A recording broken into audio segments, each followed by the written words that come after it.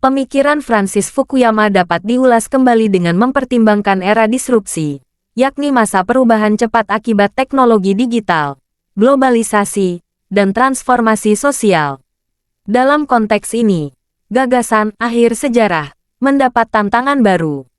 Meskipun demokrasi liberal masih menjadi sistem dominan, disrupsi teknologi, seperti media sosial, kecerdasan buatan, dan ekonomi digital, mengubah cara warga berpartisipasi dalam politik dan memandang negara.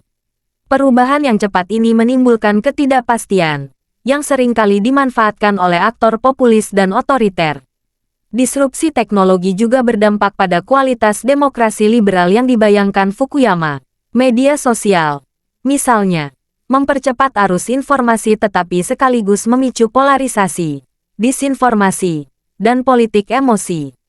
Hal ini berkaitan langsung dengan konsep timos yang dikemukakan Fukuyama, yaitu kebutuhan manusia akan pengakuan. Di era disrupsi, tuntutan pengakuan tersebut semakin kuat dan sering diekspresikan melalui identitas sempit, yang justru melemahkan konsensus demokratis. Dari sisi negara dan institusi, disrupsi menantang kemampuan negara dalam mengatur masyarakat. Negara yang lemah semakin tertinggal karena tidak mampu mengelola perubahan teknologi dan ekonomi. Sementara negara yang kuat tetapi tidak demokratis justru bisa memanfaatkan teknologi untuk memperkuat kontrol dan pengawasan. Situasi ini menunjukkan bahwa demokrasi liberal tidak otomatis unggul dalam era disrupsi, dan memperkuat argumen Fukuyama tentang pentingnya kapasitas negara dan rule of law.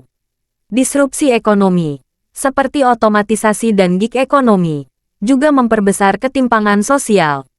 Ketimpangan ini memicu rasa ketidakadilan dan kekecewaan terhadap sistem demokrasi liberal, yang kemudian menjadi bahan bakar populisme. Fenomena ini sejalan dengan analisis Fukuyama dalam karya Identity, bahwa politik modern semakin digerakkan oleh rasa ketidakpuasan dan tuntutan martabat, bukan semata-mata oleh ideologi besar seperti pada abad ke-20. Dengan demikian, pemikiran Fukuyama di era disrupsi tetap relevan, tetapi memerlukan pembacaan kritis.